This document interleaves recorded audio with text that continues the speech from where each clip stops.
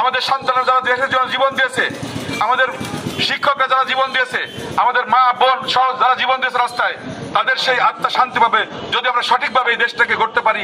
আগামীতে একটি সুখী সমৃদ্ধ বাংলাদেশ আমরা তৈরি করতে পারি। আমি বিএনপির একজন কর্মী হিসেবে বিএনপির প্রত্যেক পর্যায়ে নেতা কর্মীকে আহ্বান জানাবো, শুধু চিৎকার করে রাজনীতি করলে হবে না। আমাদের প্রিয় নেতা তারেক রহমান সাহেব যে দিক নির্দেশনা দিচ্ছে, সাম্যের বাংলাদেশ, ঐক্যের বাংলাদেশ, সেদিকে আমাদের আগাতে হবে। আমরা বিশ্বাস করি গণতান্ত্রিক দেশে বিভিন্ন দল থাকবে, মত থাকবে, পথ থাকবে, কিন্তু সবার উপরে দেশ।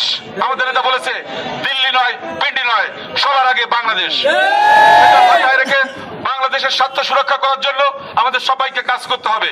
এক্ষেত্রে কোনো হীনমন্যতা, কোনো ধরনের কোনো আপোষ করার কোনো সুযোগ নাই। আমাদের সবাইকে দেশের স্বার্থে আমাদের সতর্ক থাকতে হবে এবং বিশেষ করে আমাদের যারা সমমনা রাজনৈতিক দল আছে তাদেরকে সম্মান দিতে হবে, কারণ আমরা সবাই মিলে এই দেশটাকে নতুন করে একটা পথে নিয়ে আসছি। এখান থেকে যেন কেউ যুদ্ধ করতে না পারে সেদিকে আমাদের খেয়াল রাখতে হবে। আমাদের এই পথ থেকে যেন কেউ সরিয়ে নিতে না পারে সেদিকে খেয়াল রাখতে হবে। আমরা চেষ্টা করব আমাদের প্রিয় নেতা তারেক রহমান সাহেব 31 দফার আলোকে দেশ গঠনের যে কর্মসূচি ঘোষণা করেছেন, সাম্যের বাংলাদেশ, রং ধরুন মতো একটা নেশন, সেটা বাস্তবায়ন করার জন্য আমরা সবাই অবস্থান থেকে কাজ করব।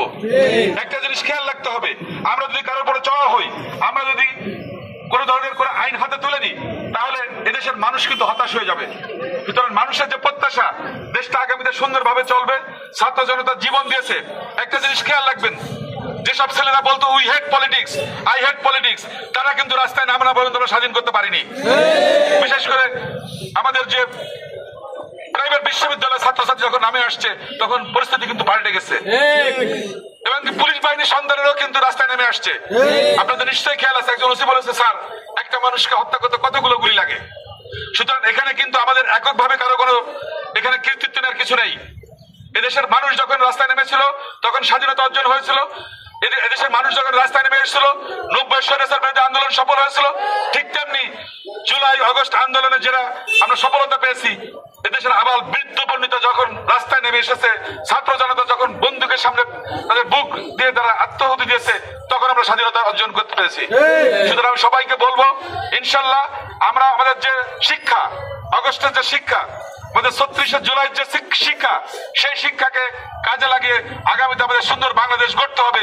এক্ষেত্রে আমাদের সতর্ক থাকতে হবে এবং ব্যক্তির চেয়ে দল বড়, দলের চেয়ে দেশ বড়, আমাদের যে স্লোগান, সেই স্লোগানকে সমুন্নত রেখে এই দেশকে আমরা এগিয়ে নেবো, সেই প্রত্যাশা রেখে আমাদের যারা এখানে আসছেন সবাইকে ধন্যবাদ জানিয়ে